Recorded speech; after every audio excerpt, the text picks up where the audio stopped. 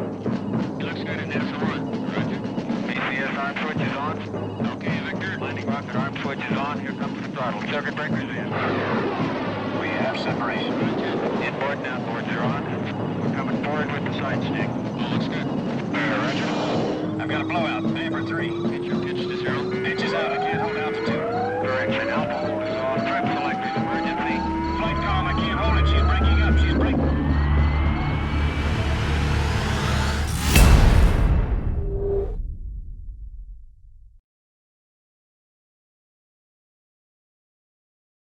You're listening to CaveRadioBroadcasting.com. The words and opinions you are about to hear are of the hosts and do not reflect the management of CaveRadioBroadcasting.com.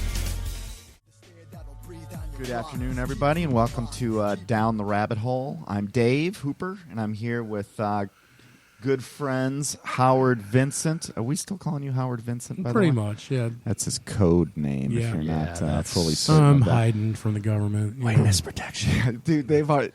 You got a phone in your pocket. We'll get back so- to that in a second. Dave DiBiase, how you doing? What's up, man? I'm good. Kenny? What's up? Good. It's a good day. It's like sunny out. Yeah. People are in a good mood. Dude, I should have Can't wait rode for the weekend. I should have rode the bike. I'm so bummed out. You should Why have. didn't you? Because I didn't have time. It was like 30 degrees this morning, and screw that. So, Wow. yeah.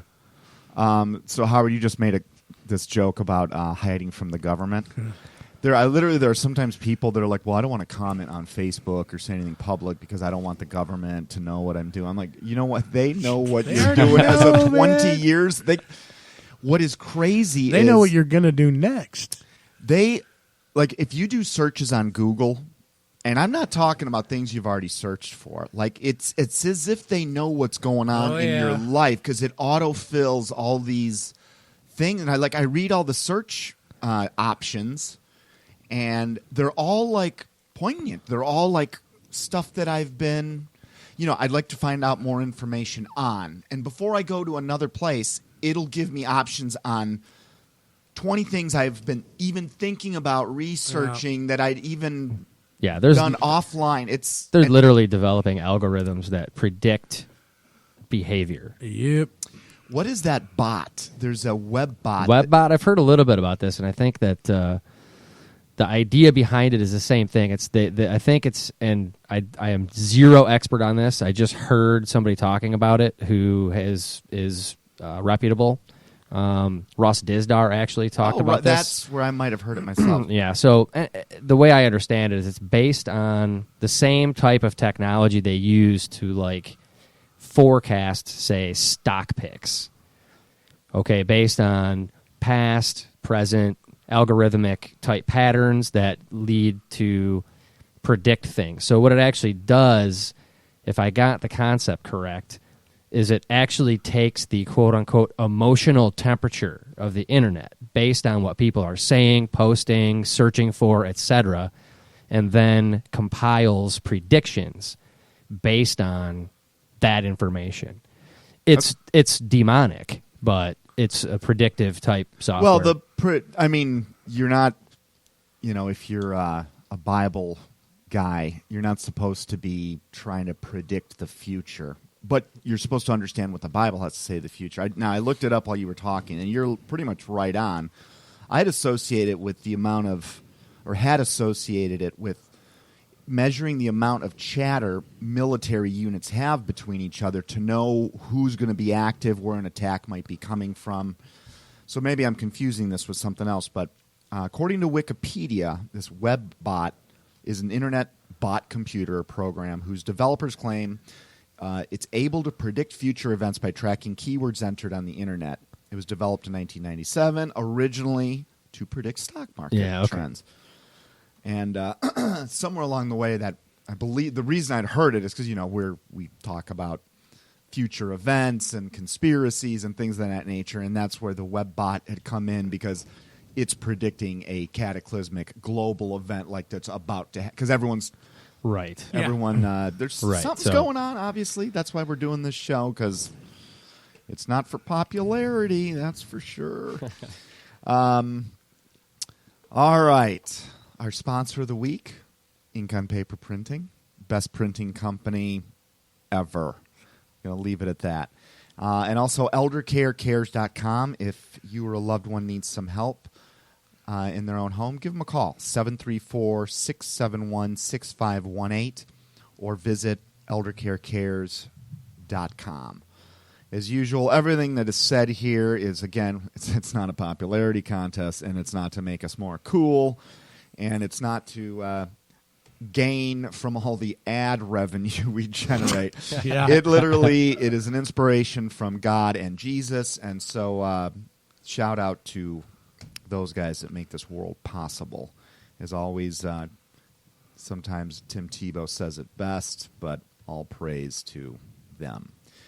So today's topic, we're going to be continuing to talk about the footprints of humanity's enemy. And ideally, we'd like to get from 33 AD or so to the present. We started way back in Genesis when Babylon and the mystery religions, which is another way of saying humanity's enemy, God's enemy in a sense. Not really God's enemy because he can cream him if he wants to. He's more our enemy. So we're going to do it, I think, in a fun way. We're going to test something out today. And both Dave and Howard are looking at me going, oh, shucks, what are we doing here? But I want you to remember something. It is not down the conventional hole. It is down the rabbit hole.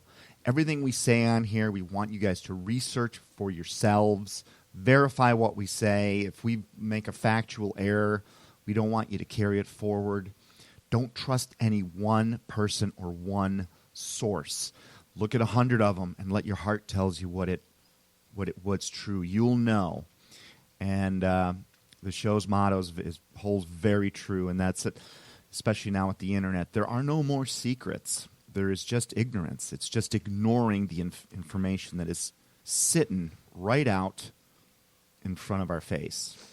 So before we get into all this, you guys, anyone have any interesting stories to relay, say, pass on? Nothing that interesting. I saw that movie, The Fifth Wave. Oh, last yeah. night. You know, that. What did you think? For me, I loved it. But I'm not loving it on the sense of like how a movie critic might love it. Although I did in that regard, enjoy the film. For me, as there's a lot of meaning in that art reflects life and life reflects art debate that's been going on for centuries. And we've got a preponderance of films talking about alien invasions, and it's been going on since since E.T., since even before, the day the Earth stood still, 1957, I think. Oh, and by the way, I found out along the way, Independence Day, one of my former favorite alien invasion movies, coming out with an update. Right. I heard this summer. Independence Day Yep. Resurgence. Yeah, I can't wait. I will be there. Like one of my Oh, you one of my know it. favorite alien movies was War of the Worlds, the older one. Oh, the original one. original. I'm with you. When I was in Yeah, third that grade, was our solid. third grade teacher would have the audio cassette for that and have us listen to it. It was amazing. And then watching that movie was even better. It's funny you say that because my dad, who was born in 1928, I believe, yes, he had talked about the War of the Worlds too, but his first exposure to it was in the 1938 broadcast by Orson Welles. But people were like killing themselves. Yes, Yeah. and that's why he remembers it. As a 10-year-old kid, he remembers reading the headlines the next day. For a few hours, the whole nation was panicking. Police departments were Oh, going yeah. crazy. People were jumping off buildings. Now, I don't think that I'm a conspiracy theorist, and I don't believe in all these random accidents. That was although a test run, right? That was That was a test believe run, me, baby. they do. It's like, test wait, run. too soon. Well, actually, the whole alien invasion concept began in 1917. That's when it was introduced. I don't want to get too sidetracked today. 1938 was the War of the Worlds. We light off some nukes on Japan, but we'd also lit them off in Arizona, nonetheless, or New Mexico. 2 years later, Roswell happens, and then begins the explosion of aliens. And, I mean, our society's taken over by them. So the fifth wave is about an alien invasion. It goes through the 5 waves of an alien invasion. And depending on where you're coming from in Hollywood, there is without a doubt, Hollywood is under control of dark forces at the end of the day. It doesn't mean everything that comes out of Hollywood is evil or dark. But if you're just following, for instance, what we were talking about last week, the symbols you'll see in you won't see many Hollywood movies with a shamrock in them, but you'll see tons of them with the all-seeing eye and a pyramid. And typically those are associative. So you're seeing there's messages in there. Maybe not. But even if you fall back on the debate between art reflecting life or vice versa, life reflecting art, the fact that maybe like how this webbot works, there's been this growing insurgency of alien films. It's been happening throughout most of our lives. They're desensitizing us. Yeah, I mean, you know, my aunt, who was born in the early 50s, you know, she can't watch anything violent without like it really affecting her. Okay, well, I mean, I grew up in the 70s and the 80s and watched all those violent movies, watched Hollywood, you know, start to actually make some decent films instead of 1 in 20 being good. They're churning out good film after good film, and you know, a lot of it had to deal with, you know, being more realistic, and if it was going to be violent, the violence is graphic, and I'm completely desensitized to it. It doesn't bother me at all. The stuff that I let my 8-year-old watch would probably get me in a lot of trouble with DPS, which is why I'm not going to use my last name. And you know, and I think I've been thinking about it a lot, especially since you and I actually talked earlier in the day about the movie. It's all desensitization. They're trying to desensitize us. And so if we think all the aliens are cuddly and good and we think this is what's going to happen, then we're not going to freak out as bad as we would freak out if it just happened out of nowhere. I think it is absolutely planned. It is absolutely calculated. And it's all aimed at desensitizing the populace so that when they come, we're all like, oh, sweet, E.T., isn't he kind of cute? Let's get a Reese's Pieces. Well, we're, 6-7 years ago, I would have been like, okay, this guy's a crazy conspiracy theorist. But yeah, well, you turned me into one. So. Well, I mean, you can't make someone do something. I mean, you can point someone to an article and say, hey, read it and follow up on it, and it either touches them or it doesn't. But, in all of these alien films, and they're exploding, and I love alien movies, and we are getting desensitized. I love all movies. If it's a good movie, usually. I can watch a movie about anything as long as it's good. Yeah, I know what you're saying. Dude, I liked League of Their Own. Okay, I admit it. If you look at it like what we talked about before, it's like soft disclosure, right? So when you say desensitizing, it's almost now it's even a step further, because if you notice, at least the pattern I'm seeing is that you're not seeing a whole lot of benevolence with these aliens these days. Not anymore. They're always destroying. And there is typically, in every film, and I'm having trouble thinking of one that doesn't have this format, there's always a particular hero that comes up and saves the world. So on Independence Day, it was Colonel Steve Hiller, played by Will Smith, for instance. He saved the world. And that's the common... in the movie Superman, and that's also about aliens. He didn't do so good in After Earth, though. After the Earth was already gone, that movie was bad. After Earth, what was that? That was with the one with his kid in it? It was him and his kid, and Yeah, the worst dialogue. Yeah. Unwatchable. Yeah, I'm with you. Well, I mean, that's people on the cutting edge of conspiracy theory will talk about this being predictive programming, where subliminally being indoctrinated into loving a potential future savior of the world, which of course, we would know as the Antichrist. But unless you're tuned into this stuff, you're not going to get it. You're just going to be like, oh my, the movies came true. It really happened. Right. Isn't that sweet? Let me go. Yeah, we on knew Amazon. it all along. We knew, of course. We knew this was true. Yeah, and the disaster films. Do you guys also feel like you're drawn towards disaster films? Yeah, I think not because of the disaster. I like to see, just why I asked you if you like that movie, The Fifth Wave, because the trailer, I watched the trailer before. When it first came out, my mom went with Lily to go see it. And they called me, you got to see this movie, it's great. And I'm like, what's it about? And as they went through and described the movie, I'm instantly thinking, okay, the pattern. That's what I pick up, is like, okay, does the pattern match anything else we happen to talk about all the time? Right. And If it I- usually does. If I wasn't familiar now, because I wasn't 5 when I fell in love with Independence Day, I didn't know what prophecy or the Book of Revelation or all the other. I mean, there are not. The Book of Revelation is not the only book that predicts the future. Almost every book has predictions about the future in it. There's 2,000 prophecies plus, depending on how you define a prophecy in that book. And it's funny, but so the 5 waves are they appear, then they hit with an EMP strike. So a power's knocked out. There's darkness everywhere. That's biblical. Interesting.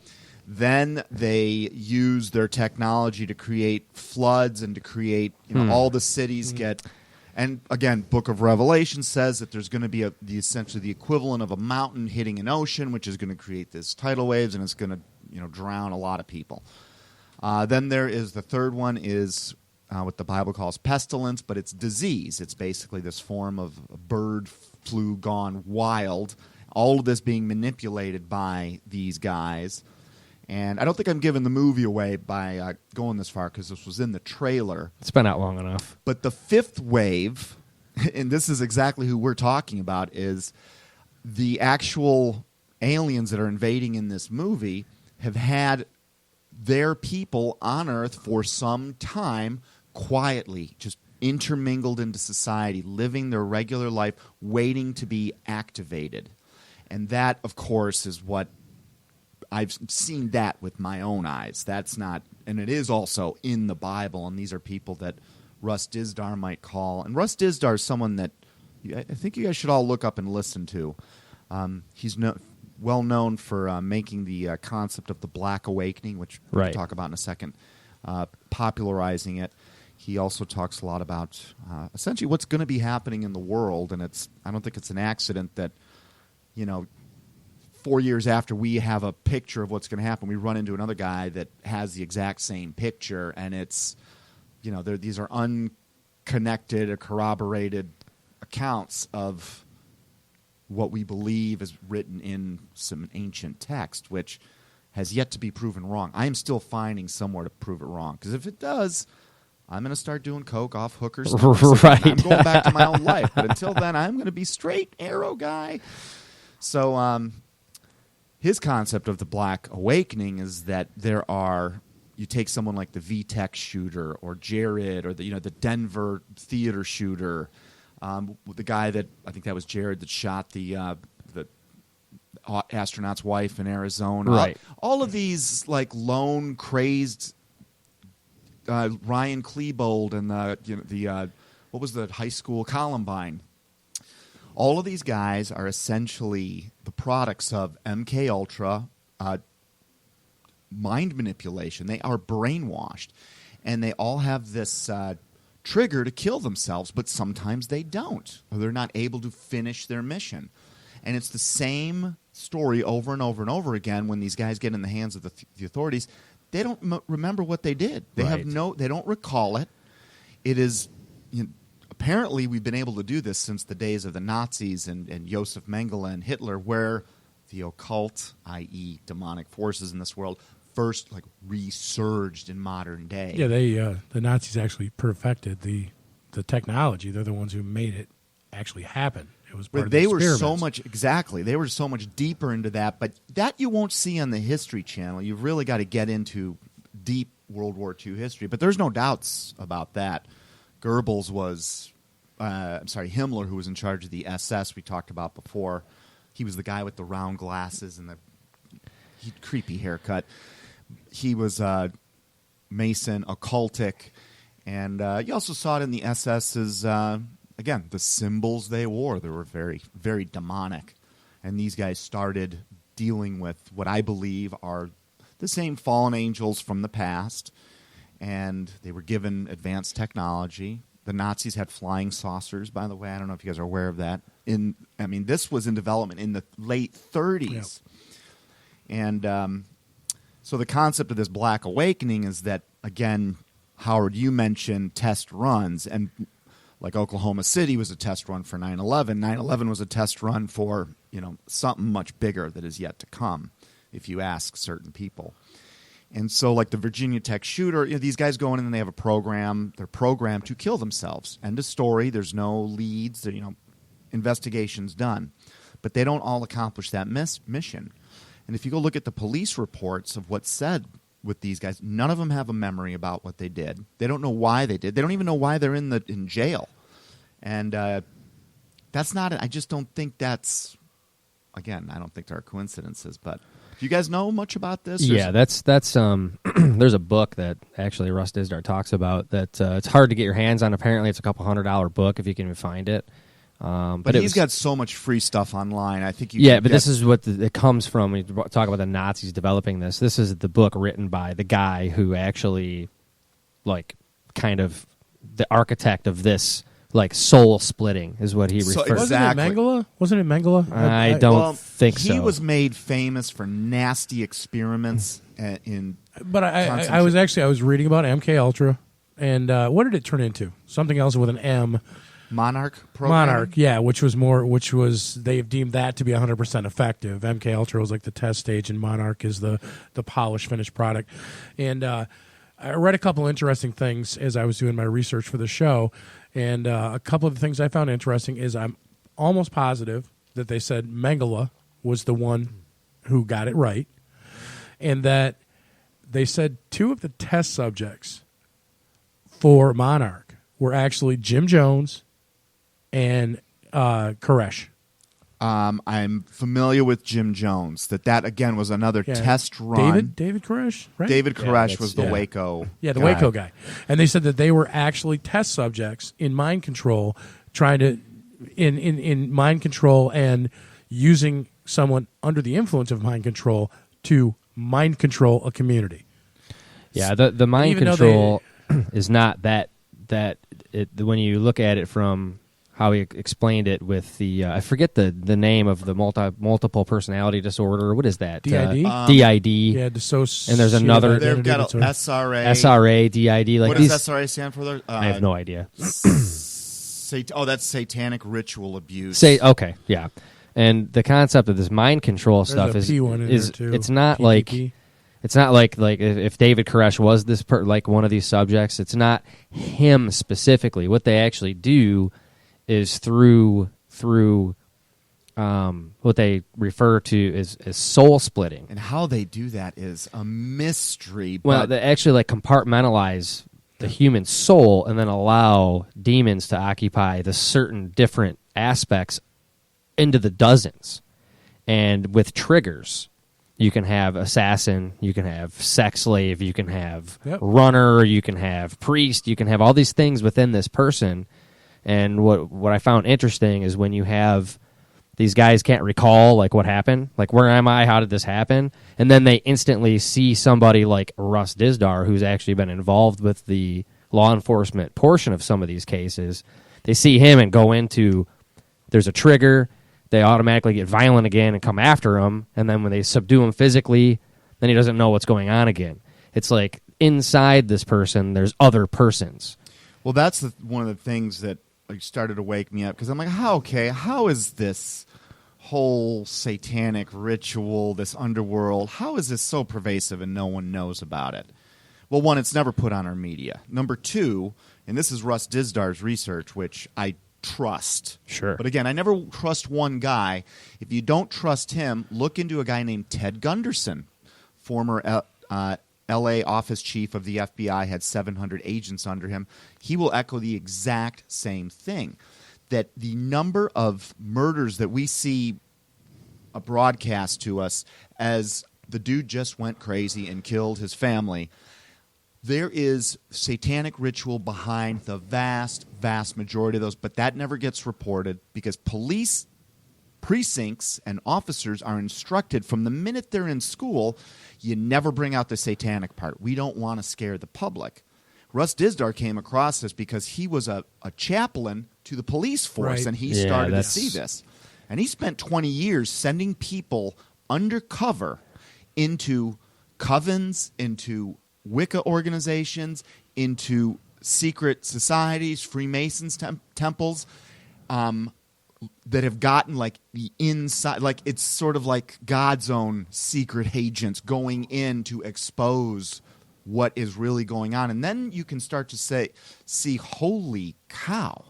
Like there were I'm making this number up, but it's in this. There were 50,000 murders that were under the category of satanic ritual killings.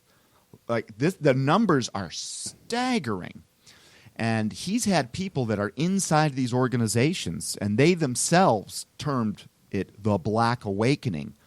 And this is only one phase of this upcoming attack. Now, we got off in this tangent because of the 5 waves.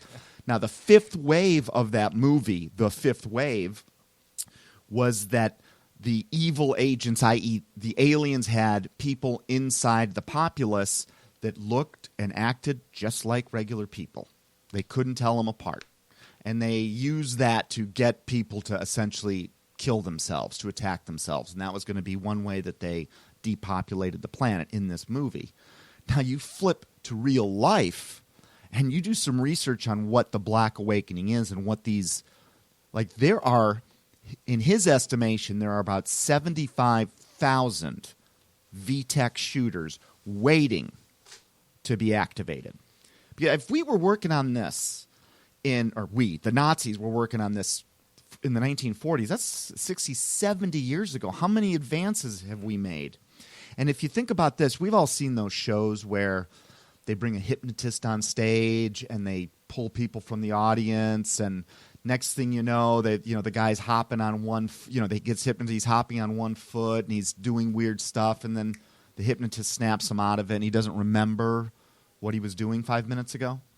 Now, maybe all of those are staged, but let's just say that isn't. I don't understand how that works. I just don't. But let's say that's true. It really does happen. You can hypnotize, and certain people will immediately fall under this spell, or maybe it's because they're demonized or have something in them that allows it to happen. I'm not sure.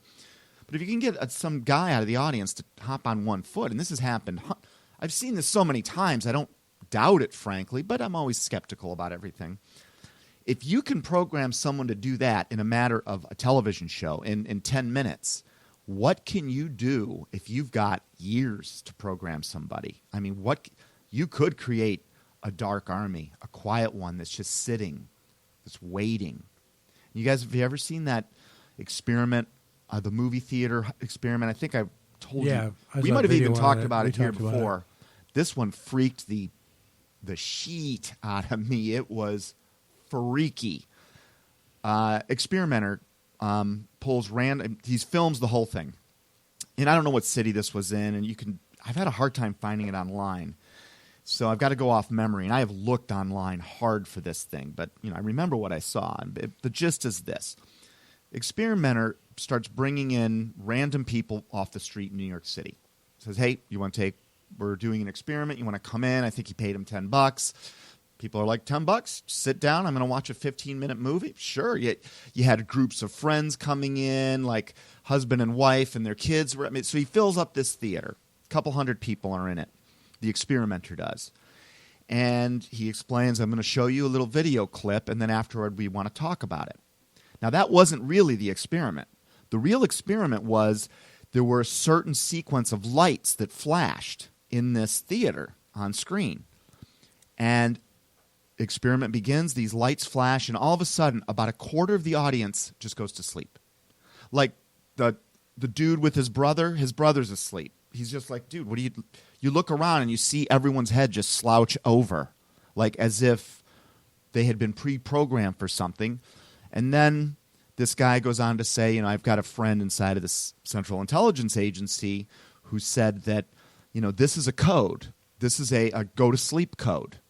And there are other codes out there that are kill codes, that are other codes. And he's like, you run this experiment, you'll see how much of the population's affected by this. It was freaky. Now, maybe the whole thing was a setup. It could have been. But I don't know.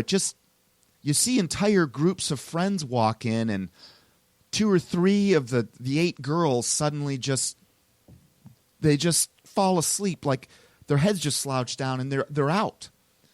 And then the guy says a few things, and everyone snaps out of it, and all the people that have been asleep are like really confused. And the people sitting next to him are like, "Dude, why'd you just fall asleep?" And I didn't fall asleep. You know, he doesn't have any.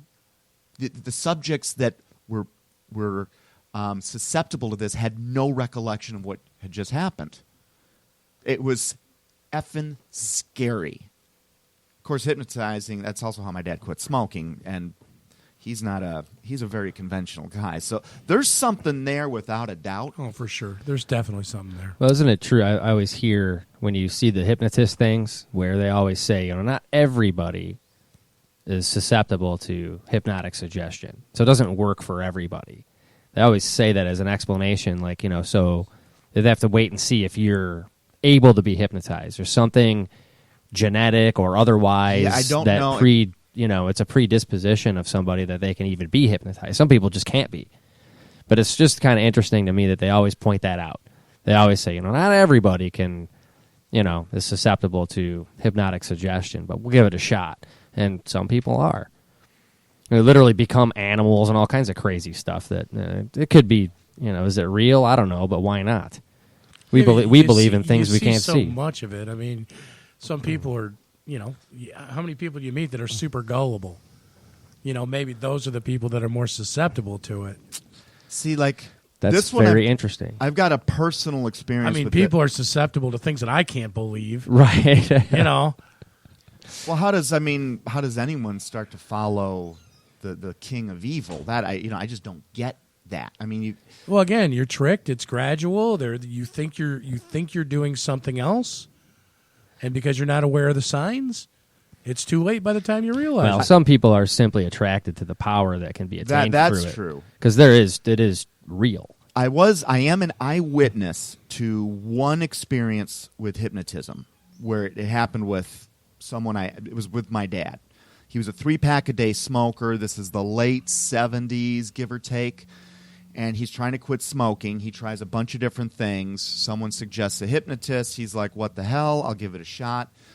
He goes in, does their thing, and afterward the hypnotist tells my dad, he goes, I think you're going to be rid of smoking. And my dad's like, that's it? 15 minutes and you think I quit smoking? And he's like, actually, sir, you've been here for 4 hours. And my dad never smoked another cigarette after that, ever. They even wrote a little article in my local paper. You got the guy's number? Does he have a kid in the business? really. I don't think you're susceptible to hypnotic suggestion. Sorry. He's probably getting ready to pull a gun and go nuts on everyone. But so the movie intimated that the enemy is amongst us, and they will, when the moment is right, they're going to be turned on, and all of a sudden your neighbors, people that you think are normal are going to come at you, and it's just part of this, small part of this upcoming evil plan, which involves bring it on, Grandma. Yeah, exactly. You never know, but so scary stuff, no doubt. We're going to play the quotes game today. An expanded version of it. Oh, the expanded version. Yes. I thought the last one was the expanded We're version. going to end up with a great way to 2-hour learn. quotes game show. And Kenny, do you want to play today? Gandhi all the way. Gandhi. Now, D. Kenny may get a point today if he sticks with Gandhi the whole way. All right, the way this works is we've amped it up a little bit. I'm going to read a quote, and I might even, depending on the quote, I don't want to give some away. I will give a little context to it. I'm going to give you 5 choices for each quote. You guys vote.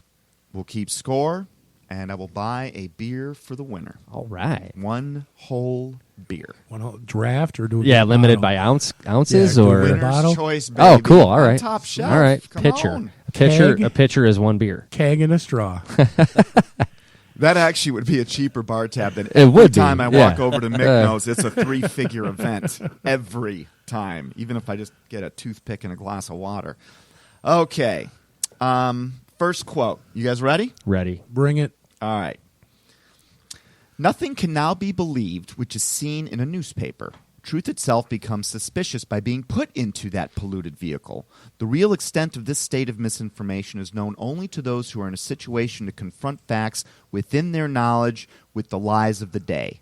I really look with commiseration over the great body of my fellow citizens who, reading newspapers, live and die in the belief that they have known something of what has been passing in the world in their lifetime, whereas the accounts they have read in newspapers are just as true a history of any other period of the world as of the present, except that the real names of the day are affixed to their fables.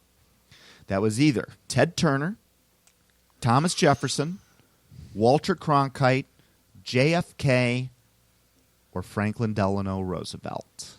Oh, man. Howard, what's your vote? Don't ask me to repeat that quote. And if you want to take some time to think, we can... Give me the 5 possibilities again. Ted Turner, Thomas Jefferson, Walter Cronkite, JFK, or FDR. And Kenny, no fair like Googling answers while we're I'm not. I couldn't even. I saw him suddenly start typing something on the He's computer. like, man, Gandhi's Kenny not an got him option." all right today. How did he do that? I'm going to go Cronkite. Okay. I say Turner. Okay. Kenny? JFK. Ooh, I was 50-50 on that. All right. Roosevelt was my second choice.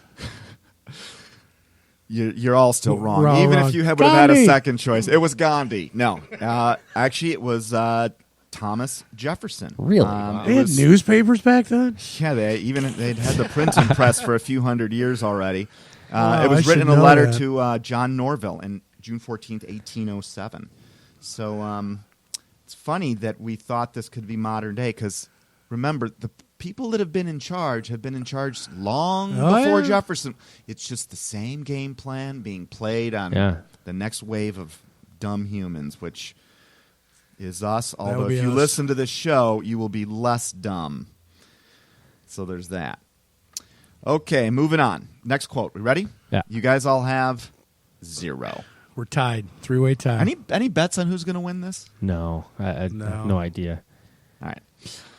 The quote is, "A power has risen up in the government greater than the people themselves, consisting of many and various powerful interests, combined in one mass and held together by the cohesive power of the vast surplus in banks." That was either Joe Biden, Vice President, No way. Calvin Coolidge, J. Edgar Hoover, John Calhoun, another Vice President, or JFK.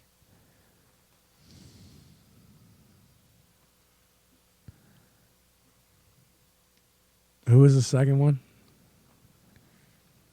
Who was the first one again? Joe Biden. Yeah, not Joe Biden. I don't think he's ever said anything intelligent. Joe Biden, Calvin Coolidge, Calvin Coolidge. J. Edgar Hoover, John Calhoun. He might be the least known name on there. He was VP in like 1830 something. What'd you say? And Coolidge? JFK. Calvin Coolidge. I say JFK. Yeah, I'm gonna go with JFK. Okay, it was John Calhoun. He was Vice President of the United States in 1836. Ringer. He tried to give it away, too. I did. I Yeah. really did. He was Ringer. also a U.S. Senator, and this was a speech he gave in May 27th of 1836. Whose vice president was he? 1836, so we're about our 9th president. Does anyone else have a computer? Yeah, I have a computer. That's a good question. We're going to find out in 1 second. What was the year you gave that speech? 1830. 36. He was vice president from 1825 to 1832. He gave it in 1836. So this would have been it would have been after Madison, after Adams, after the Jeffersons, after... Yeah, after all the Martin Van Buren. Thank you. There it is. Van Buren? He was not the 9th president. What was he, 10th? 8th? He must have been 10th. Okay. No, even beyond that. Anyway, No. it doesn't matter. That's going back to like the Whig Party at the 9th president. So The Whig Party. yeah, Like, we make fun of the Whig Party, but our system was supposed to actually have the Whigs, the Republicans, the Democrats, all different parties. Now we're like this two-party system, which some people joke about. It's a one-party system, I think. Well, the joke is our two-party system is two wolves That is the deciding what they're going to have for Right. dinner, and the voting is a sheep. But in this case, the sheep have a gun in their hand because we still have guns. All right, next quote.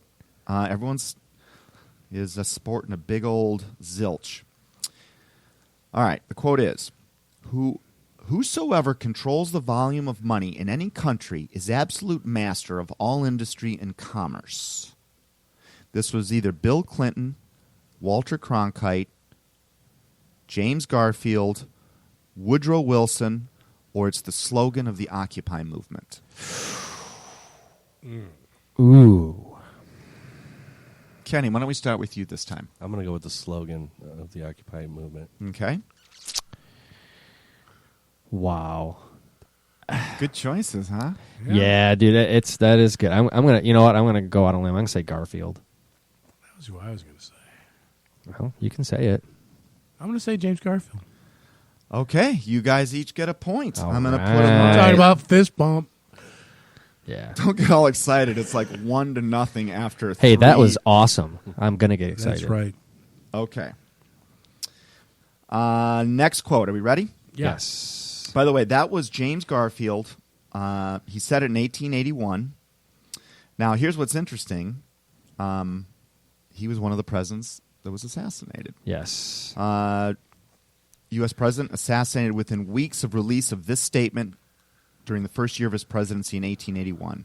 One of 14, he was also a Mason, one of 14 Masons who were presidents. I just find that fascinating. Just because you're a Mason doesn't mean you're in with dark forces. Some of them you can still say the wrong thing. Exactly. All right, next quote. From the days of Adam Spartacus Weishaupt, Karl Marx, Trotsky, Bela Kun, Rosa Luxemburg, and Emma Goldman, this world conspiracy has been steadily growing. This conspiracy played a definite, recognizable role in the French Revolution. It has been the mainspring of every subversive movement during the 19th century. And now at last, this band of extraordinary personalities from the underworld of the great cities of Europe and America have gripped the Russian people by the hair of their head and have become the undisputed masters of that enormous empire. It was either Stalin, Lenin, Hitler, Churchill, or Teddy Roosevelt.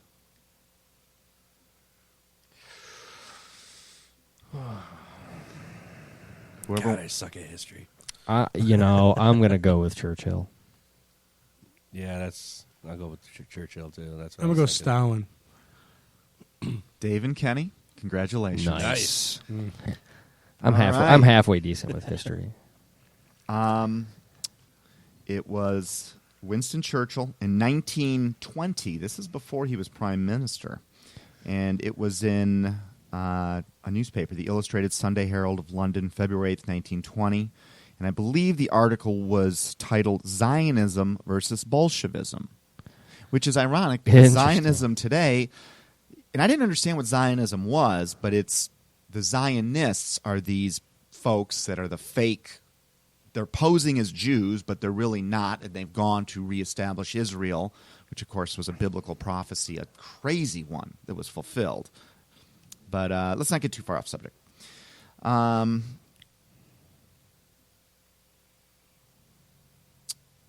We'll have to get back to that one later. All right. Here's the quote.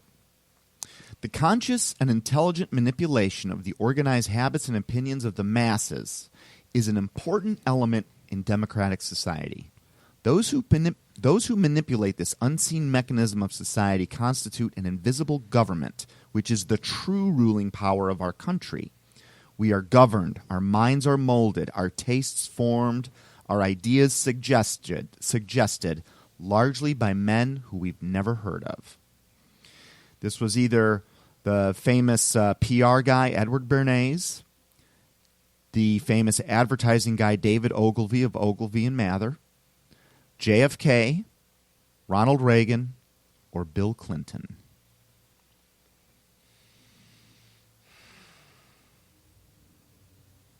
Reagan.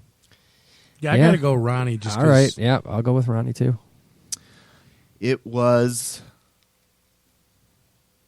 here's a hint, it was from 1928.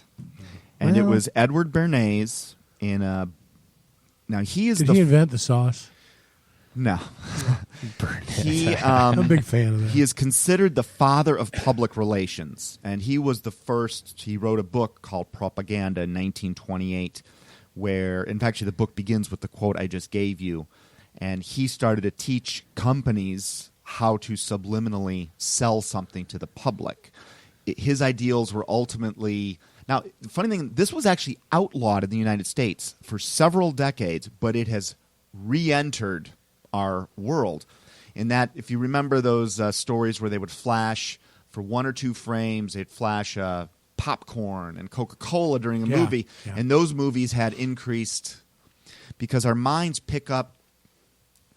You look, you're driving down the road, you think you're only noticing 4 or 5 things, like the street light, the car ahead of you, everything. but you've noticed about 100,000 details. And when you learn how to tap into that, you'll actually know the license plate of the car you just passed. It actually has entered into, what's it called, your subliminal cortex, something like the study in psychology in college, but I don't remember much of it other than to know that our brain's processing power is a lot more than what we think it. There's a lot more information in there than we know. And that information, even though we can't recite it, impacts how we behave every day. And this guy, to use it to get people to buy popcorn, okay, not a big deal. But having this in the hands of a Hitler, that starts to become a big deal. And I would argue that that is alive and well inside of the mainstream media that we see. All right. Did anyone get that one? No. No. So the score is Dave D., you're leading with 2, and Kenny and Howard are tied at 1. This one's a barn burner, folks. Next quote. Terrorism is the best political weapon, for nothing drives people harder than a fear of sudden death. This was either Bush Sr., Bush Jr., Bill Cooper, and if you don't know who that is, I'll explain it, Margaret Thatcher, or Adolf Hitler. Bill Cooper. Yeah, Bill Cooper. Yeah, I'll go with Cooper. Do you know who Bill Cooper is? Bill Cooper is? Kind of. He's the made famous for many things, spent a lot of time in U.S. Naval Intelligence, ran the largest civilian intelligence agency in the world at one point, predicted 76 days before 9/11 happened that Osama bin Laden wouldn't do 9/11, but would be blamed for 9/11, which, of course, we have learned since then that he did not do 9/11. But it was not Bill Cooper. It was Adolf Hitler in 1933, and that is right out of Mein Kampf, which some people believe he didn't even write himself. Why are you reading Mein Kampf? Who says I'm reading Mein Kampf? Because it's my Bible. All right. No points in that round. Next one. The easiest way to gain control of the population is to carry out acts of terror. The public will clamor for such laws if the personal security is threatened. This was Obama, Bush Sr., Bush Jr., Hitler, or Stalin? Bush Sr. Wow. I'll go with good old Joseph Stalin. What was the choices again? The choices are Obama, Bush 1, Bush 2, Stalin, Hitler. Go with Bush Sr. It was Joseph Stalin, 1935, and he was the Soviet Union General Secretary, i.e. like the head of the country. And probably, we think Hitler was a bad guy for killing 6 million people in concentration camps. Stalin more than tripled that, but he made Hitler look like the B team. Did you guess, David? Did you guess? I guessed Joseph Stalin. That was DBS. Ooh, we're starting to build a commanding lead here. All right. Next one. The quote is, few Americans fully appreciate the extent to which their tax dollars are being used to finance their own destruction. It was either Bill Cooper, Congressman Steve Sims, George Tenet, Winston Churchill, or John F. Kennedy.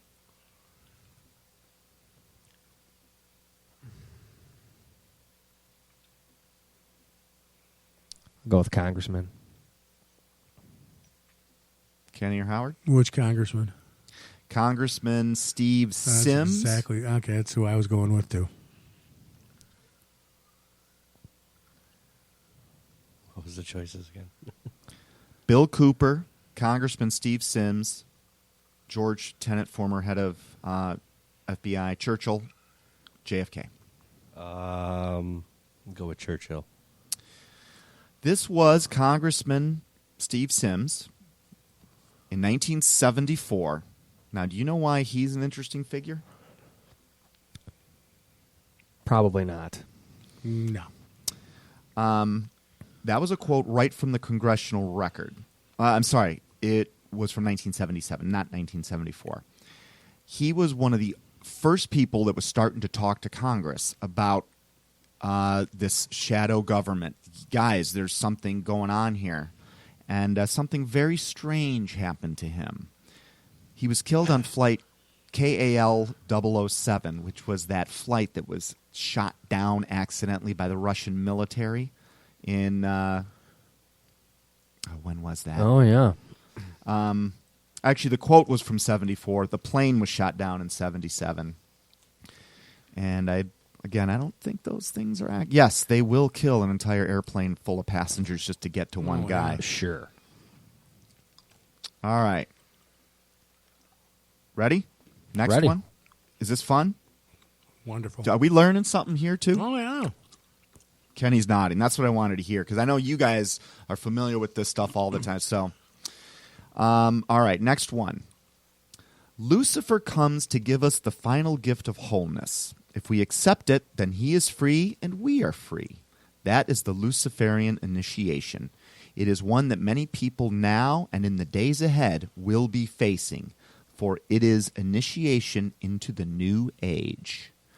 This was either Anton LaVey, and if you guys don't know who these people are, you can ask.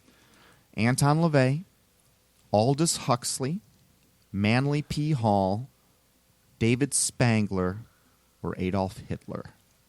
Gotta go with Anton LaVey on that one. I don't know, but that's my guess. Okay? Who was the second guy? Who is he? Aldous Huxley wrote a book called Brave New World. I'm going to go Aldous Huxley. Go with Hitler.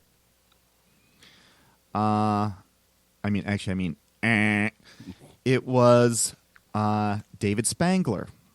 And who was he? Oh, some nobody? No, he was A Ghostbuster. he was director of the United Nations. David Spangler said that? Yep, David Spangler said that in his book called Reflections of the Christ. And his The Christ is Lucifer. And he's one of many people in power that are just openly talking about this That is kind of- actually mind-blowing. I didn't know he said something like that. He actually said he made two famous quotes about we're all going to have to basically praise Satan in the new world. But he's not called Satan. Satan is the name. Satan is like a title. It's the opposer. It's the accuser. Lucifer was his name before he fell, back when he was a beautiful angel. And inside of his people's circles on earth, that is apparently how he's still known. But he has got so many names. It is father of lies, deceiver of the world. That is what the Bible has called him.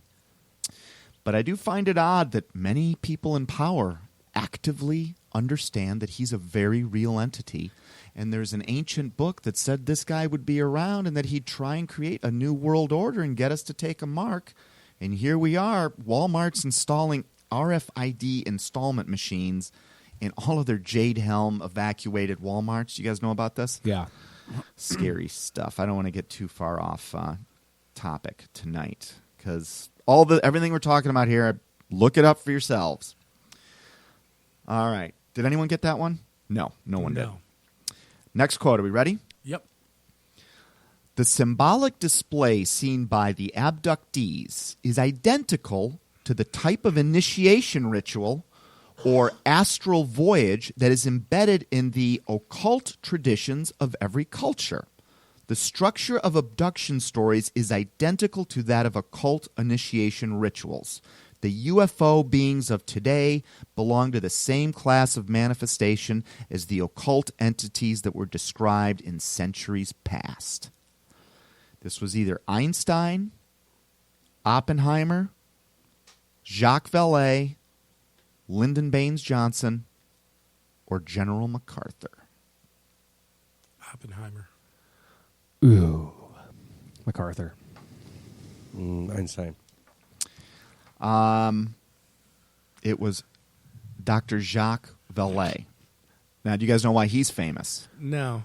He's French. I don't know. We probably know him best, and I forgot the character's name. Valet parking. No. He invented valet parking. The character that was in Close Encounters of the Third Kind, remember the French UFO Okay, researcher? yeah. His character was based on Dr. Jacques it. Vallée, who started off researching UFOs as an atheist. He didn't believe in anything.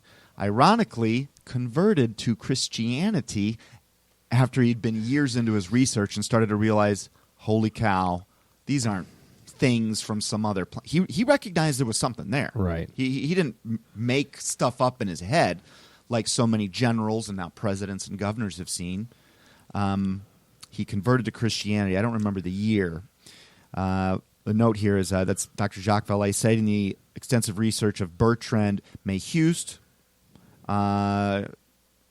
French publication. This was in Paris in 1978. Pretty fascinating. We're stumped. You guys are getting stumped today. Kinda. Are we ready for the next one? Yeah. Sure. Okay. Kenny, we're going to start with you this time. This is the quote. Today, Americans would be outraged if UN troops entered Los Angeles to restore order. Tomorrow, they will be grateful.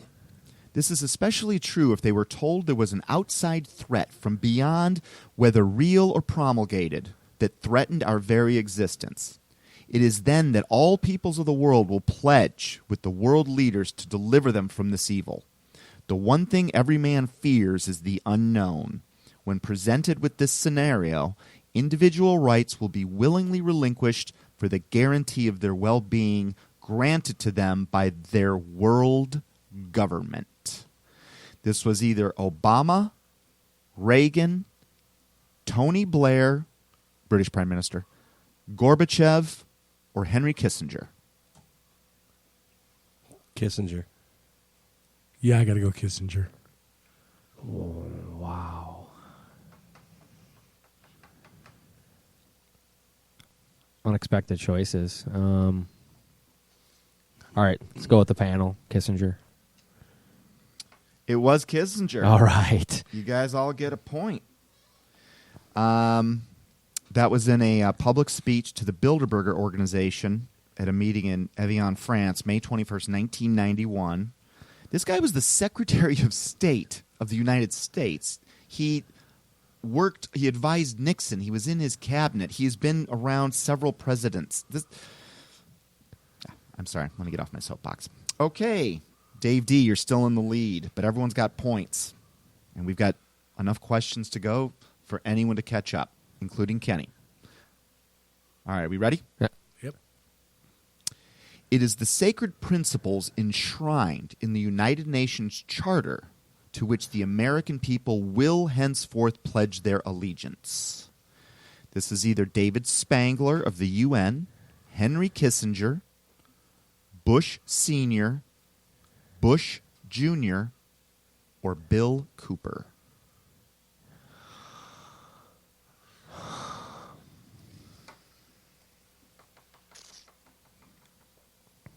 We'll start. Dave, we'll start with you this time. You're always going last. I'll go Spangler. Okay.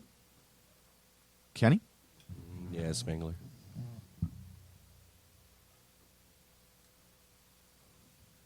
Bush Jr. It was George Bush Sr. 1992 in a speech to the UN General Assembly. Not like at a barbecue talking to his buddy. Right. That's February 1st, 1992, while, I believe, he was president of the United States. Disgusting. Beyond disgusting. It's if our absolutely forefathers disgusting. had actually listened to, I mean, our forefathers died, and he's giving away our Constitution to It's a demonic organization known like as a the- long time ago. Yeah. It's disgusting. Okay, moving on. 0 points on that one. In brackets, the New World Order cannot happen without U.S. participation, as we are the most significant single component. Yes, there will be a New World Order, and it will force the United States to change its perceptions. Margaret Thatcher, Ronald Reagan, Bill Cooper, Henry Kissinger, or Barack Obama? Barack Obama. Howard says Barack. Sounds like something Bush Sr. would say.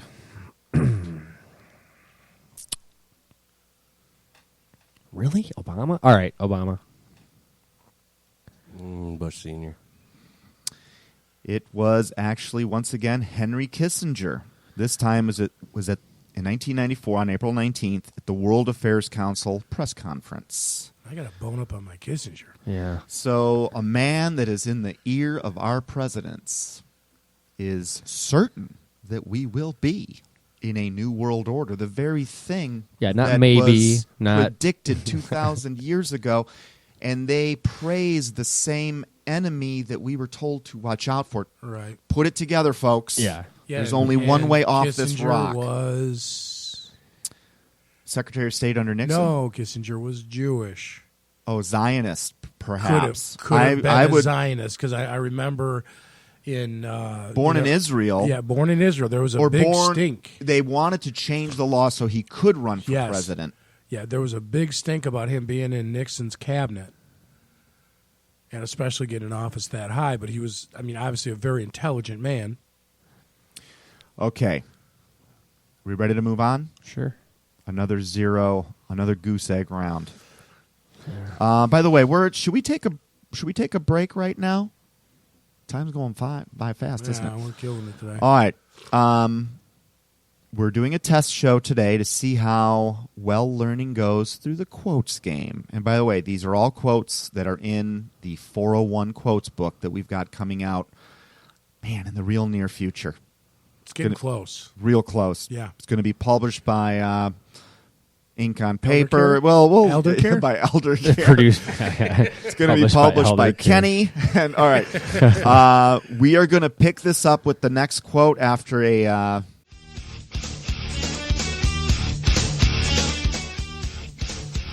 All right, guys, we are back to. We're falling way down the rabbit hole today. We're getting some good feedback on this. Not that we'll have this format every week, but darn if this isn't fun. And I feel like we're learning a lot, too. All right, are we ready to continue? Let's do it. Right now, the score stands Dave DiBiase with a commanding lead. He's gotten 5 of 18 correct. Howard has 3. Kenny has 2. And we're ready for our next quote. This is still anyone's game. So that beer could literally be in your future if you play your cards right. If we tie, do we have to split it? We get like 2 straws. 2 straws. That's why I vote for that. Yeah. And an umbrella. Okay, here's the quote. The Central Intelligence Agency owns everyone of any significance in the major media. This was either William Colby, former head of the CIA, Bill Cooper, JFK, Nixon, or Noam Chomsky. Who's that? Noam Chomsky? Yeah. He is a writer, quasi/philosopher, modern day, that has written many books on the alternative power structure in the Okay. world. He's like a Bill Cooper, but very soft-spoken. He's like a quieter version of Bill Cooper, probably more intellectual. Okay. And that's the best I can say about that. Give us the 5 choices again. Oh, I'm sorry. I thought you wanted the just to redo it again, the Central Intelligence Agency owns everyone of any significance in the major media. It was either William Colby, Bill Cooper, JFK, Nixon, or Noam Chomsky. And by the way, while these guys mull their answers to the audience out there, every single name that's mentioned here, even like Noam Chomsky's, whether he's the right answer or not, is worth looking up. There's something they have to say. And sometimes what is to be drawn, even when you're listening to someone that is not telling the truth or that is part of the quote-unquote system, there are still things to be gleaned. You'll start to find relationships between what personage A says versus personage B, separated by decades apart, and you'd start to see these patterns if you don't look at this information in a vacuum. That's one reason, and I found this out the hard way, that when I stumbled onto 9/11, I was so upset at first because the same people that knew what the heck was going on with 9/11 had stuff about aliens and fluoride in the water and chemtrails, and I was so upset because I'm like, they're dirtying this clear conspiracy, which is 9/11, and they're including all these other things. But now I get it, because when you look at it, 9/11 is only one actually small part of a massive, evil operation. Anyhow, the 5 choices: William Colby, Bill Cooper, JFK, Nixon, or Noam Chomsky. Who wants to take a stab at it? Nixon. Cooper. Nixon. It was actually William Colby, director of the Darn it. CIA. William Colby, director of the CIA. This was in it was either 1990 or 1996.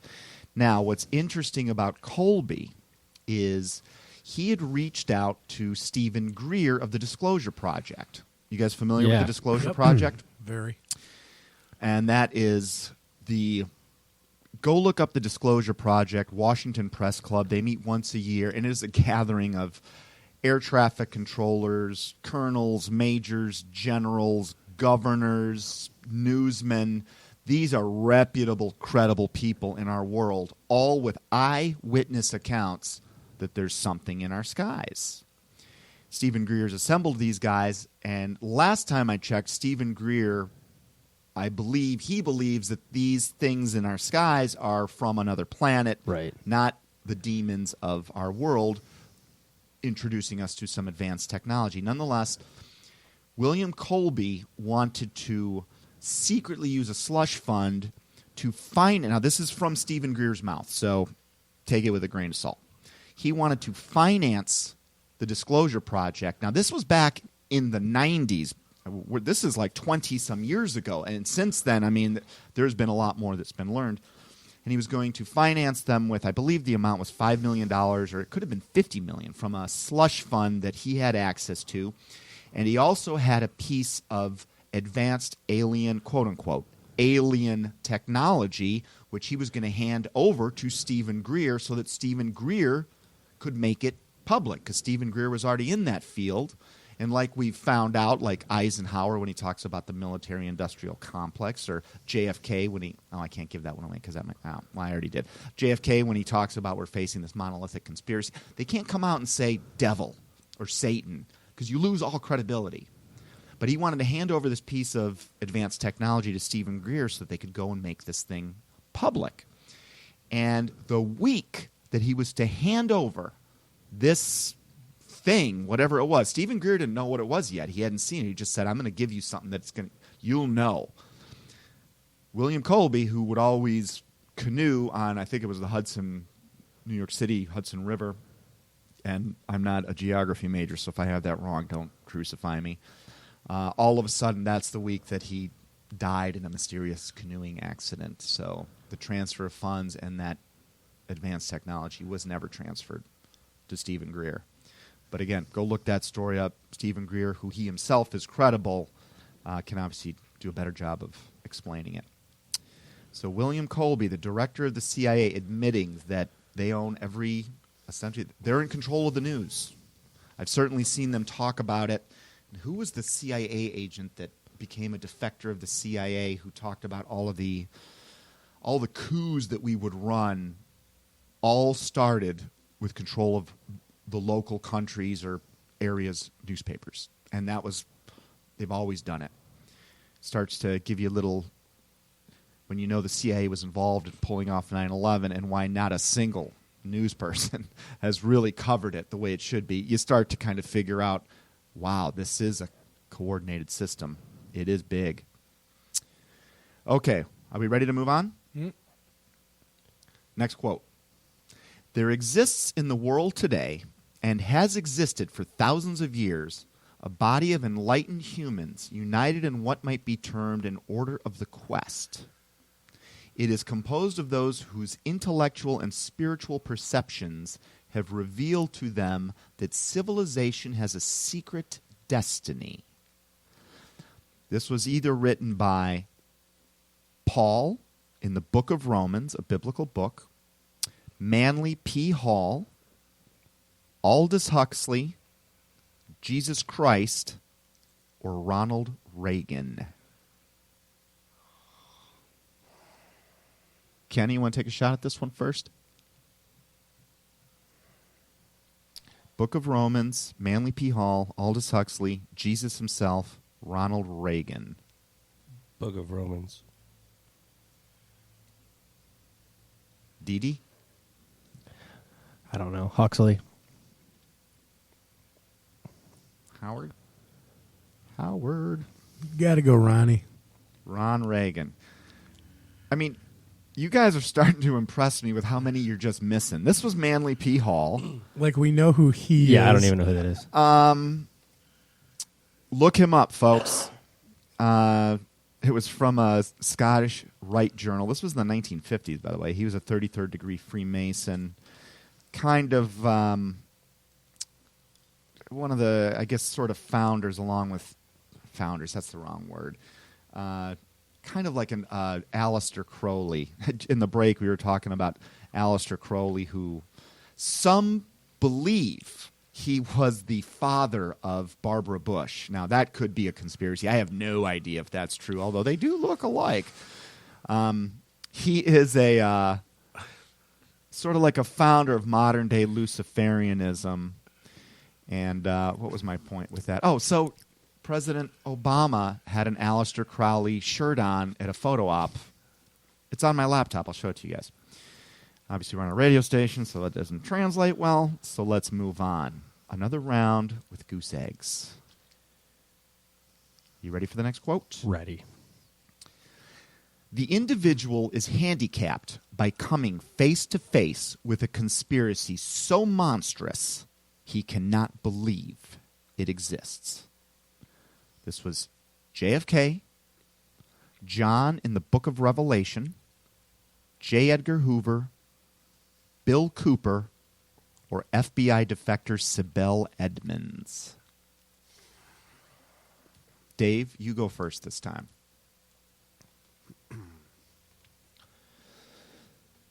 I'll go with the FBI defector. Sibel Edmonds. Do we all know who Sibel Edmonds is? Yes, I do. Yes. She was working at the FBI, was aware that there was going to be an attack on 9/11, as many people inside of our intelligence agencies knew, such as Susan Lindauer, another one. She was CIA, though. Tried to announce it to their superiors, and they basically were told to shut the hell up. Next, but we're still taking guesses. Howard? JFK. Kenny? With the FBI. Huh? The FBI. There's two FBI folks in this one. There's J. Edgar Hoover and Sibel Edmonds. Hoover. Kenny? Got it? He got All one. right. The first and most famous director of the FBI. He said this in the 1970s, discussing in a conversation about the New World Order. What the context was of that, I do not know.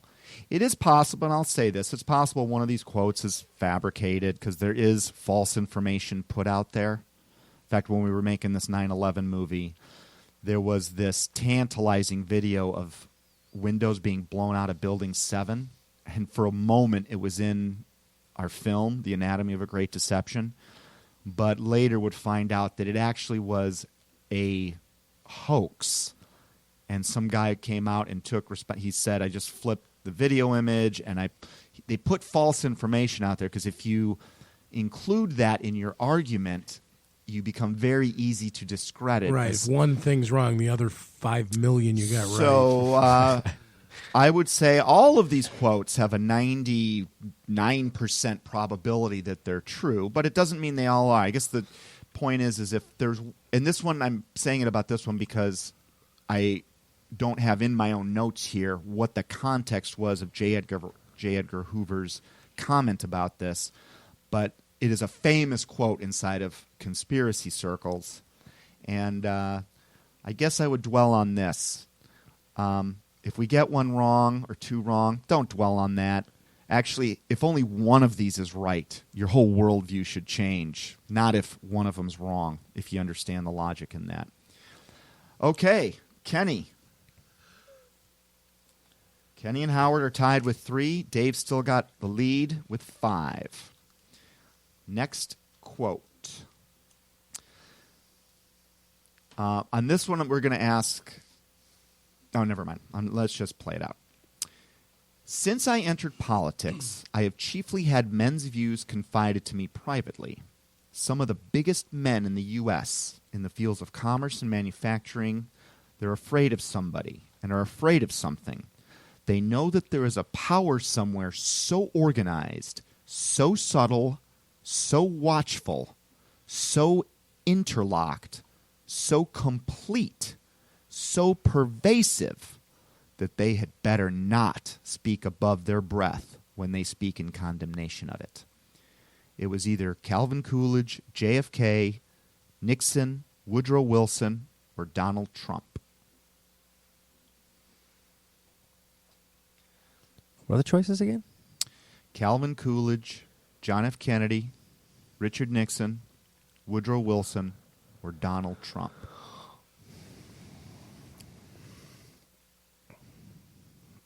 This one was in the frickin' movie. You Yeah, guys I know I'm looking at Howard. I know the answer to this. So I'll go last. Howard, your turn to go first. It's been a while. It's been a while since you were first, Howard. Like this. Woodrow Wilson. Kenny? I'll go with the same one. Coolidge. Now, I need to do something here. I actually thought it was Eisenhower, but I'm way off. Not Eisenhower. I have a headache. Hang on. Give me 1 second. I want to verify something real quick. Since I entered politics.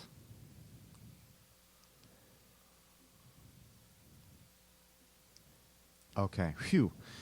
Now, what I have written is Woodrow Wilson, U.S. President. This was from 1913 from his book called The New Freedom, A Call for the Emancipation of the Generous Energies of a People, 1913 publication.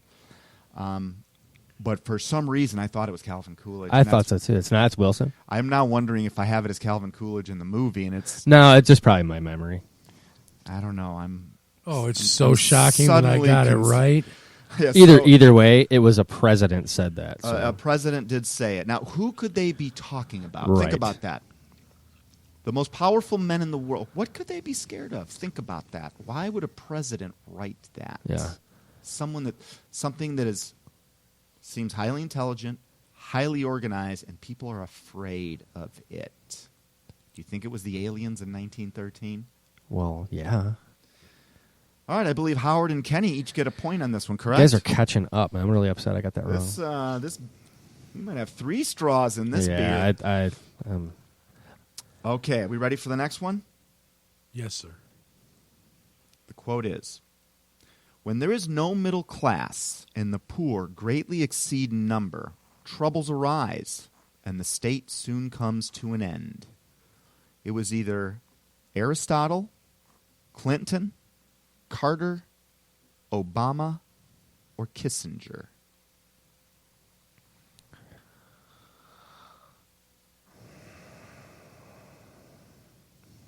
I'm going Jimmy Carter.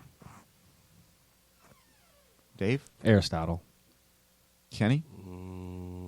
What was the choices again? Aristotle, Clinton, Carter, Obama, or Henry Kissinger? Kissinger. It was Aristotle, and this was about 350 BC. Yeah, that was from... What was that from? One of his writings? Yeah. I put it in there because the same playbook has been played all throughout history and continues to be played on us. And I wonder if I did the one, if you don't study history, you're doomed to repeat it. Maybe it's in here. We'll see. Okay. Ready to move on? Ready. Howard, are you with us? I'm here. His eyes are starting to get closer to the mic. Starting to get glazed over. Yeah, but we're not smoking pot in here. Unfortunately. Actually, I quit. I'm going on. Never mind. Let's forget that. Okay. Who said I started? I mean, what are you guys, what are you talking you guys about? Are pointing fingers at me all the time. All right. Next quote. No one can serve two masters, for either he will hate the one and love the other, or he will be devoted to the one and despise the other. You cannot serve God and money. This was either Gandhi, Martin Luther King, Matthew from the book of Matthew in the Bible, Einstein, or JFK. Matthew. Howard did not hesitate on Matthew. JFK. Kenny goes with JFK. I'll go with Howard's answer too, Matthew. It was right out of the Bible. Book of Matthew, 6:24 is the chapter and verse. And how true that is, because if you try and serve money, you just can't. I've been on both sides of it. You just can't. Okay, so wait, who gets a point on that one? Howard? DiBiase. Okay, the score right now, it's a tight game. DiBiase's leading with 7, Howard 5, Kenny 4. Anyone's game still. Next quote. By the time you become the leader of a country, someone else makes all the decisions. You may find you can get away with virtual presidents, virtual prime ministers, and virtual everything. JFK, Nixon, Lincoln, Clinton, or Winston Churchill? By the time you become the leader of a country, someone else makes all the decisions. You may find you can get away with virtual presidents, virtual prime ministers, and virtual everything. Kenny, you're up. Nixon. Churchill. It was actually Bill Clinton. I don't know where or when he said it, but because I didn't write that stinking note down. But Clinton said it in 1998, and does not surprise. I think anyone, frankly, could have said it. And think about that. Like you always think, oh, I'm the president, most powerful person in the world, but the president themselves, like, there's someone else calling all the shots. You do know that. So interesting. Next one. Wait, did anyone get that one? No. No. Okay. I wasn't saying that to make fun of you guys. Or was I? The quote is, "The world will not be destroyed by those who do evil, but by those who watch them without doing anything." This is either John in the book of Revelation, John F. Kennedy, Stalin, Einstein, or Obama. DiBiase, it's your turn to go first. Good old Al. I'll go with Einstein. The world will not be destroyed by those who do evil, but by those who watch them without doing anything. Einstein was my first choice, too. Copycat. Kenny? I guess I'll go the third on that one. You guys, I think this is the first round in the history of the game where all three of you got it right. Nice. Was Albert Einstein, famous German-born American physicist, and this would have been in the mid-'60s. Okay. Next quote. Clear your mind must be if you are to discover the real villains behind the plot. Sorry, I was being summoned to add the scores. Let's recap the scores here. Dave D, you've got 8. Howard 6. Kenny 5. The quote is, clear your mind must be if you are to discover the real villains behind the plot. This was either Gandhi, Earl Warren of the Warren Commission, Jack Ruby, Malcolm X, or Yoda. Yoda. Kenny goes with Yoda. Repeat that quote again. Clear your mind must be if you are to discover the real villains behind the plot. Gandhi, Earl Warren of the Warren Commission, Jack Ruby, Malcolm X, or Yoda. Yeah, Yoda. I'm going to hate myself if I'm wrong, but I'm going to say Yoda.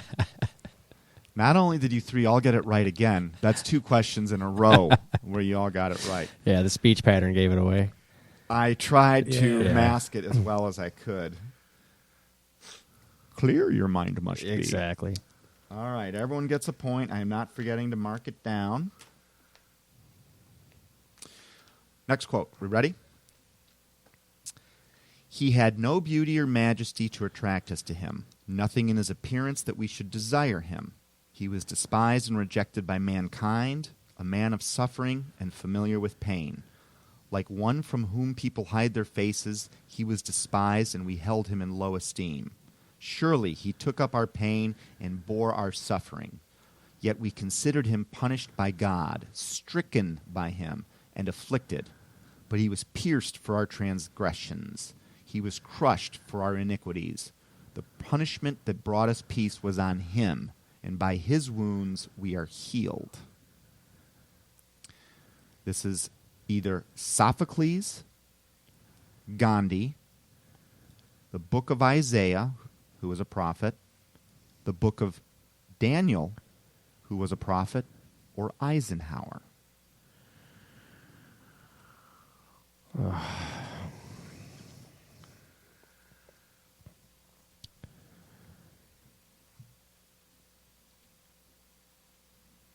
That's a hard one. What do you think, Howard? Book of Daniel. Really? Howard's going biblical on that one. I'm gonna say Gandhi. Kenny? Gandhi. Gandhi. I cannot turn Gandhi been waiting down. for Can't turn it Gandhi. down. I couldn't either. It was actually in the book of Isaiah. I knew it. You know, I knew I was gonna get it wrong. That's and embarrassing. here's what's interesting. Who are we talking about in that quote? Obviously. Talk about Christ. Yeah. Is it who do you, Kenny? Who do you think we're talking about in that quote? Jesus. Here's what's interesting. That quote was written in 700 BC. Right. Now, don't you understand how prophecy is being fulfilled? And we know for a fact that that was written before Christ's life and in the days of Isaiah, who was from 740 to 680 BC. 700 years before he came, we already... This is why it was not a surprise to the people in Jerusalem on the very day that Jesus rode in on a donkey. Now, that was also a prophecy. That one I don't put too much, anyone could go get a donkey and ride into Jerusalem and say, hey, I'm Jesus. But you can't control that you're born in Nazareth. You're from Nazareth. You can't control being born in Bethlehem. And you can't control being crucified. This was not the only allusion to his being crucified.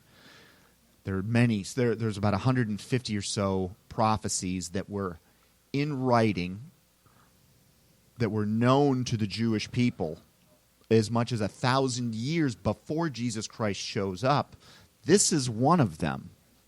Now, we're looking at it after the fact, and it's like it's obvious that's Jesus Christ, but do you see how unbelievable the fulfillment of that prophecy is? Because we now know who it is, but 700 years ago... Yeah, 700. Yeah, I'm sorry, 700 years it's prior. 2,700 years ago. That's when it was written. Yeah, but before, 700 years before he was showed alive, up. yeah. Right. That's a long time. And the people involved in it weren't even born yet. I know. But that's why the streets of Jerusalem were lined with thousands upon thousands of people when he did walk into the city on that donkey on that particular day. Yes. Because if you read deeply into the books of the Old Testament, specific dates are talked about.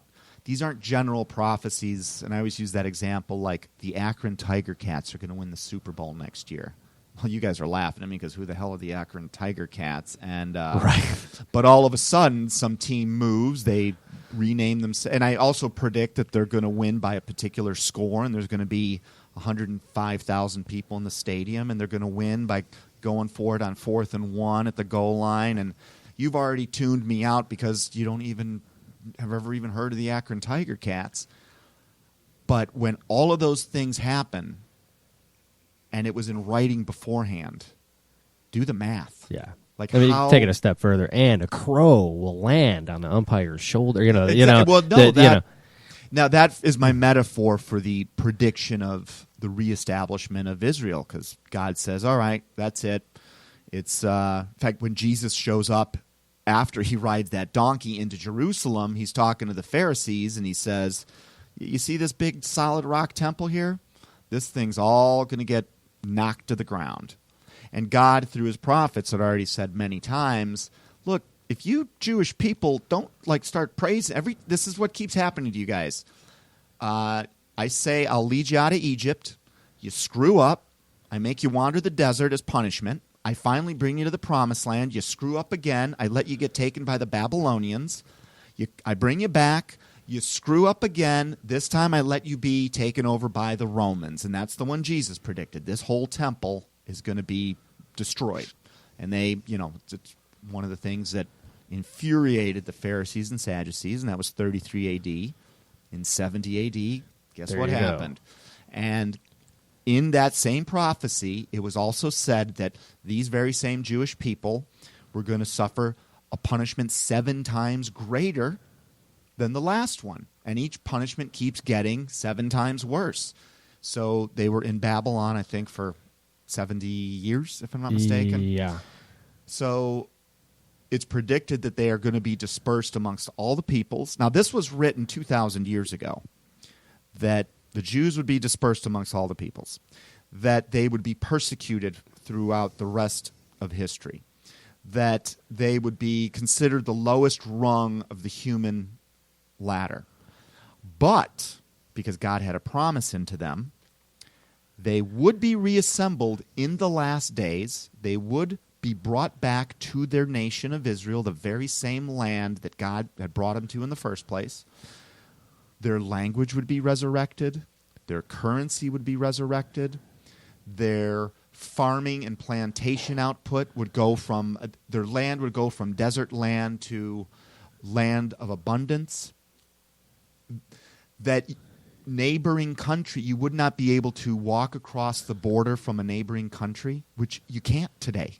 You've got to either come in on a Tarshish ship, which is an English ship, or you got to fly in because the countries surrounding Israel don't recognize Israel, so you can't walk across the border.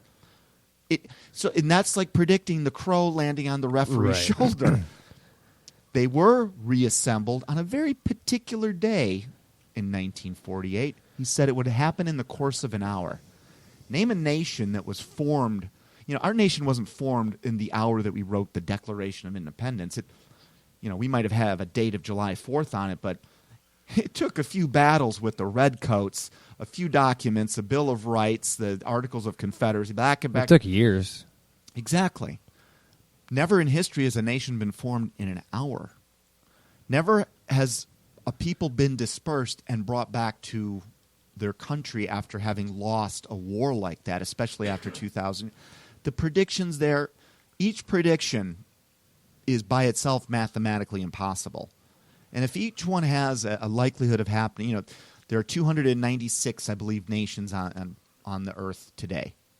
So let's just say there's a 1 in 296 chance that, one of those nations is formed from an old people. And that what are the odds that they had been dispersed? How many nations have been dispersed throughout history? Many. I mean, Vietnamese, the South Koreans, there are many. It's typically what happens after a war. So maybe that's only 1 in 10. But you start to do the math. You got to take 296 times 10 times every single prediction. What's the likelihood that a particular currency is going to come back into play? Well, how many different currencies are there in the world? There's probably a few hundred. So you add, times 200 times, and you get to the point where the likelihood that all of these things were predicted with zero mistakes 2,000 years ago we're talking about 1 to the 10th power with tens. I mean, zeros. It's what scientists themselves call a miracle. Like, it is impossible without divine intervention, because the random chance of this happening it's zero. I mean, it's so close to zero, we may as well say it's zero. And that is for me the calling card, the identifier of God is He predicts the future. Doesn't just predict it; He's actually not even bound by time. If you understand His deity, His godliness, He's been in he can go back and forth. He can take John, who wrote the book of Revelation, transport him to a future day so John can see these events unfold and write about them. Events that to John were so strange, he didn't understand it. Same thing like events to Daniel and Ezekiel and Isaiah. They didn't even know what they were looking at. But we, with our view in the year 2016, we're looking backwards, and now we're like, oh, yeah, Israel reformed?